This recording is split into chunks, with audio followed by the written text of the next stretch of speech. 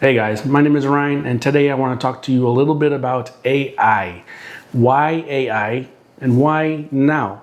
So I don't know if you've noticed, but very recently the Pope, the president of the Vatican, the head of the church, has released an encyclical, basically a letter to the church, to the heads of the church, and to the public about a specific matter. This particular matter was about AI. Why he thinks AI needs to be put down. He said AI needs to stop. And also very recently, Trump was about ready to release an executive order about AI, but he postponed it. Does this have anything to do with the Pope? Also, Vice President J.D. Vance spoke a little bit about this encyclical from the Pope during a U.S. White House briefing. So let's get actually first into President Trump and his executive order, shall we? So this here is an article about Trump AI executive order. Trump postpones AI executive order signing. I didn't like certain aspects. Okay, so I just want to read this initial part here. President Donald Trump on Thursday said he postponed an upcoming signing ceremony for his administration's much anticipated executive order on the artificial intelligence industry. The event, which was set for later Thursday afternoon, was delayed because I didn't like certain aspects of it, Trump told reporters. The U.S. is ahead of China and the rest of the world on AI, and, quote, I don't want to do anything that's going to get in the way of that, Trump said. He added that AI is causing tremendous good, and he was concerned that the executive order could be a blocker. Interesting how he said could be a blocker. The order would empower the United States government to pre-evaluate AI models to identify security vulnerabilities, the New York Times reported. So maybe that's what he's looking at here. I don't know, but this is only coming from the media, not from the horse's mouth here. Okay, so that was the gist of that. So now, I don't know if you remember, but earlier in Trump's second term, he also already created an executive order on AI in 2025, last year. So what was that executive order? Basically, that was stripping away, I believe, Biden-era policies about AI, not letting AI become a focus here in the United States. But let's just read a gist over that as well. So this was the executive order from December 11th, 2025. So like right after he took office here, ensuring a national policy framework for artificial intelligence. Okay, so I just basically wanted to read this section here.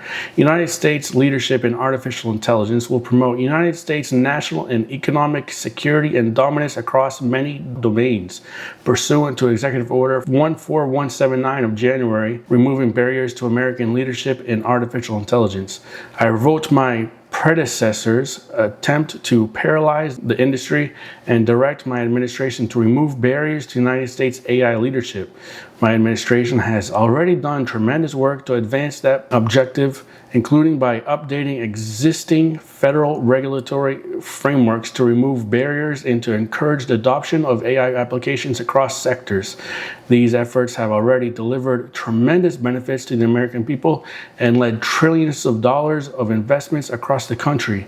But we remain in the earliest days of this technology revolution and are in a race with adversaries for supremacy within it. Okay, so Trump, obviously, he wants American economy to grow. He wants to be better than China. He wants to be the #1 country in the world, right? So what is everyone after right now? Everyone's after the best. In order to be the best, you got to go after the best, the most intelligent, the smartest, the most innovative. And what is the most innovative? AI, artificial intelligence. But of course, there are downfalls to artificial intelligence, right? There's the unknown there. There's the artificial intelligence aspect of it, right in the name there. So China, remember they released the app right after ChatGPT came out. They released their own version of it. I don't remember what it's called. I didn't look it up. But China is trying to hop on our backs. They're doing pretty quick here. They're pretty quick. They're trying to catch up, but we are still ahead of them, and Trump is trying to stay ahead. So Trump here in this executive order, he is actually opening up the states, trying to create one law throughout the entire blanket of the United States, rather than having 50 separate jurisdictions and laws and each state's inputs and all this and all that. He wants basically just a flat out, okay, we're doing this, we're not doing this, and so he can get it out faster and more effective, so he can beat the other countries, so we can be the fastest, so we can be the best, right? So let's just read a little bit more on this executive order, and then we'll get to the next portion of the video. To win United States AI, companies must be free to innovate without cumbersome regulation. This is what I'm talking about here. But excessive state regulation thwarts this imperative. First, state-by-state regulation definition creates a patchwork of 50 different regulatory regimes that makes compliance more challenging, particularly for startups. Second, state laws are increasingly responsible for requiring entities to embed ideological bias within models. For example, a new Colorado law banning algorithmic discrimination may even force AI models to produce false results in order to avoid a differential treatment or impact. Now, I sort of agree with that, with what he's saying right here. Algorithmic discrimination. What kind of discrimination? Why are you setting certain biases into the AI unless it's certain rules to follow to protect us? Why are you setting discrimination into the AI? Aren't we trying to get rid of discrimination? Well, algorithmic discrimination, but it could be used for anything, you know? Differential treatment or impact on protected groups. See, on protected groups. Third, state laws sometimes impermissibly regulate beyond state borders, impinging on interstate commerce. That's a big one right there, and that's going on right now with other things in between the states here. So if you live in one state, you travel to another state, that kind of impedes already the other state's laws in certain circumstances. My administration must act with the Congress to ensure that there is a minimally burdensome national standard, not 50 discordant state ones. The resulting framework must forbid state laws that conflict with the policies set forth in this order. That framework should also ensure that children are protected, censorship is prevented, copyrights are respected, and communities are safeguarded. A carefully crafted national framework can ensure that the United States wins the AI race, as we must. And I believe the rest of the executive order is just how he's going to put that in place. Certain policies, the task force, requiring the law, other states within 90 days to give their, what did he say here? Basically to give their feedback or whatever on the matter. Restrictions. Okay, so we know the good that AI can do. AI performs way faster than humans can. So the technology, the things that they can do is pretty impressive. So you remember going to Walmart like a couple years ago and having to wait in those really, really long lines, especially at least where I live, there was like long lines, only 3 lanes open, for example. But nowadays you have the self-checkout. You have like 10, 15 registers right there. You just go up, swipe your little thing, and that's it. You're out the door. I mean, so that's AI, right? All the cameras and everything that watches you, that's AI. But there are many downfalls. So in that same situation right there, it gets you through faster, but at the same time, is it impeding on yourself here? Is that kind of like a Fourth Amendment impediment right there? They're watching you. You don't know facial recognition. You don't know if they're checking, if they have ability to see maybe like if you're concealed carrying or something, and they're going to stop you for that. You don't know what like AI is built into these cameras. You know, China, how they have their camera system built up with like jaywalking and facial recognition and checked into your credit score and all this craziness. We don't necessarily want all that, but we want the intelligence of it. But then if you start looking at the intelligence of it, you have the military, this huge AI weapon that's right here, like that is possibly so powerful. Think of like the atom bomb, you know? AI, what can you do with this? Like see through walls, see around walls. I mean, there's crazy technology out there by these military gurus that are creating this military equipment. It's insane what they're creating. So that's that. So with that being said, let's get into this gentleman here. This is the Anthropic co-founder, Christopher Ola. So this young guy here is a scientist. He is super smart, and he explains here a little bit about how AI works, how AI is created, and kind of the scary part a little bit of AI. So let's hear what he has to say. The questions raised by AI are bigger than the AI research community, not just in their implications, but also in their nature. AI systems are not engineered the way a bridge or an airplane is engineered. We understand an airplane because we designed every part of it, and we understand the physics that act on it. AI models are not like that. They are grown on a structure roughly modeled after the brain, on an enormous inheritance of human thought and speech. And what is grown is far more subtle, odd, and beautiful than science fiction prepared us for. They are not the cold, calculating robots we were promised. They are made from us, from our words. And as the Holy Father observes, they remain, in important ways, mysterious even to those of us who create them. If it helps, one way I sometimes describe this is that it's a little bit like bringing a fictional character to life. And now we're entering an extraordinary world where those fictional characters speak to us, do work, have jobs. This clearly raises questions beyond computer science. The machinery that makes this possible is the work of math and programming and science. But what character we choose, how it interacts with the world, how it ought to interact with the world. These are more clearly questions for the humanities, for religion, for philosophy, for society at large. So that's interesting right there, right? So I thought that was very interesting how he explains that. You know how an airplane works because you built every part of that airplane, but you don't really know how AI works because it kind of creates itself a little bit. You set the boundaries and then it kind of sort of does its own things.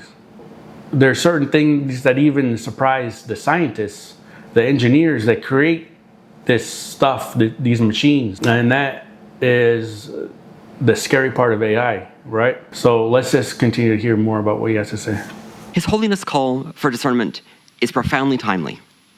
I wish to name 3 questions where I think the Church's voice is especially needed. The first is our duty to the global poor. There is a real possibility that AI will displace human labor at a very large scale. If that happens, supporting those displaced will be a moral imperative of historic proportions. This task will be difficult enough, but I worry most dialogue misses an even harder challenge. AI development is concentrated in a handful of wealthy nations. How will we ensure that the gains of AI are shared globally? We do not have a mechanism for this. It is an unsolved problem. And it is the kind of problem the Church has historically refused to let the world ignore. The second is the need for moral imagination and ambition regarding human flourishing. If AI models are going to be widespread, what does it look like for humans, families, and the world to flourish? Today, parents are already worried about their children's minds, individuals about the future of their work. These are not questions a lab can answer. But they are questions traditions like yours have carried for millennia. And we need you to keep carrying them into this new moment in history. The third is the need for discernment on the nature of AI models. I am a scientist. I lead a research team that studies the internal structure of these models. What is actually happening inside them? And I will be honest, we keep finding things that are mysterious, even unsettling. We find structures that mirror results from human neuroscience. We find evidence of introspection. We find internal states that functionally mirror joy, satisfaction, fear, grief, and unease. I don't know what that means, but I think it warrants ongoing discernment. Okay, so now that you heard what he had to say, let's take a listen to the Pope and hear what he had to say. By prejudice and injustice. And I've heard the silence of those who have no voice when decisions are made. Decisions likely to generate new forms of exclusion and suffering.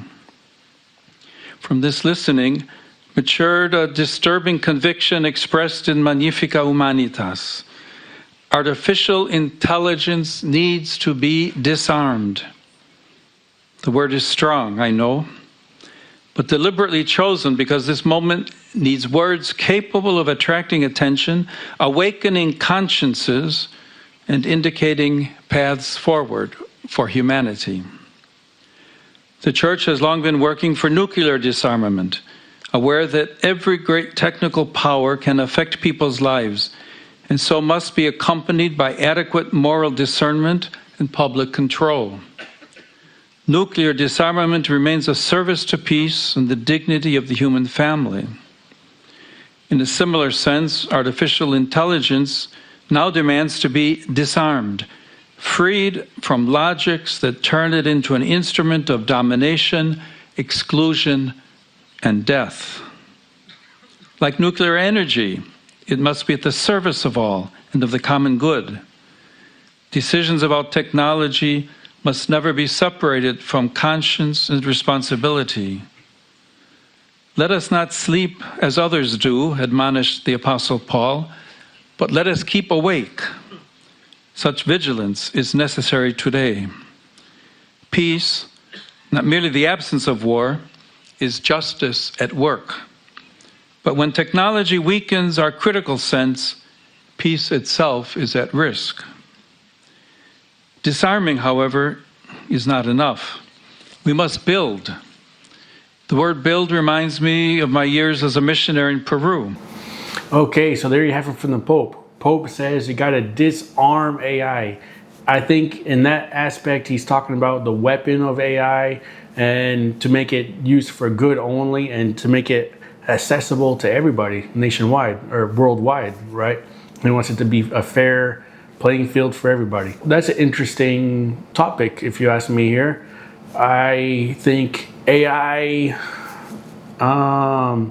like I said, has its good and its bad. I mean, in today's world, I think we kind of sort of need it. But so we have one more person to listen to here, and that is Mr. J.D. Vance, our vice president. So let's just hear what he has to say really quick. This is at the press briefing from a couple of days ago here. Does the government need to create a new mandatory review process for new AI models, given the concerns about mythos? And secondly, in a few days, Pope Leo is going to release his encyclical on artificial intelligence. What influence, if any, do you see the Pope's guidance on AI having to broader society? Well, I mean, I think when the Pope issues an encyclical on artificial intelligence, it's going to have some influence. I, of course, don't know how much influence. I don't know exactly what it's going to say. But I think when the leader of the world's largest Christian denomination speaks on an issue like that, it's certainly going to have some influence. And I'm sure it'll contain a lot of insights, some of which I'll probably agree with, some of which I may not. But I think that it's going to be a very, very important document. And I think that, you know, one of the things I always found fascinating about Pope Leo is that he chose the name Leo XIV, which of course is recollecting Leo XIII. Leo XIII was the Pope during a period of incredible industrial transformation in the entire world. Of course, that industrial transformation, according to a lot of people, led to the rise of fascism and communism in Europe. I think it was interesting that Leo XIV chose that name to maybe apply Christian social teaching in a new era with a new technological innovation in the same way that the Industrial Revolution was the technological innovation of its time. So I think it'll be fascinating. I'm looking forward to reading it. My guess is it's going to have a lot of influence. On the question of what our policy is going to be, look, what we're trying to do in the Trump administration is very simple. The president wants us to be pro-innovation. He wants us to win the AI race against all other countries in the world. He recognizes that AI is going to be an important tool, not just for our economy, but for our military. And so he wants to ensure that we are winning that particular race. We also want to make sure that we're protecting people. We're protecting people's data. We're protecting people's privacy. I think with this Mythos release, one of the things that we're very focused on, of course, is whether not necessarily the developers of Mythos, but whether some other bad actor could use Mythos to target various cybersecurity vulnerabilities. So it's something that right now we're working in a collaborative way with the technology companies, and we're just trying to make sure that the American people are as safe as possible. I'm not going to get ahead of the executive order or any other actions that are going to come out, but we're trying to balance those two things. We want to be pro-innovation. We recognize, I mean, artificial intelligence could be great. It could help us find cures to diseases that currently, people are dying from or suffering from. It also does have some downsides, and we're trying to balance that safety against innovation, and we think that we've got the right balance here in the Trump administration, but it's something we're going to have to keep on working on, because that's just the nature of these technologies, is they certainly change. So that was JD Vance. I think JD Vance hit the nail on the head right there. He summed it up very well. That's kind of how I feel about this.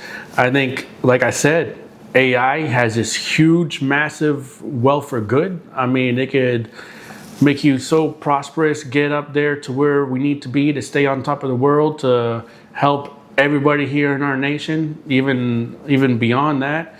And it's the innovation that we possibly need here in the United States, right? But at the same time, as what the Pope was saying, I agree with that too. It's very dangerous, and kind of, sort of, I do agree, we need to build a share a little bit too, right? We need to spread the wealth, right? So I think of it kind of as a Second Amendment, right? We have the right to protect ourselves, and everybody should be able to protect themselves. That's why every nation has a military, right? The same thing here in America, we're allowed to bear arms as long as the the Constitution is read correctly, right? So I think every person, every nation deserves to be able to protect themselves. And if that's what AI is, right, we should be able to use that technology in a safe way to be able to protect our country, our sovereignty, and the people of our nation, right? The same way weapons, guns can be dangerous, they can also be very useful and a very positive thing. If you're in fear for your life, if you're in great bodily harm or possibly a deadly scenario. Okay, so that's my opinion. I want to hear your opinion. I really want to hear your opinion, where you stand at with this. What's your opinion? AI is huge. It's all around us. It's coming. And I guess, take it or not, here it is, right? Leave me your comments, guys, down below, and I'll see you guys in the next one.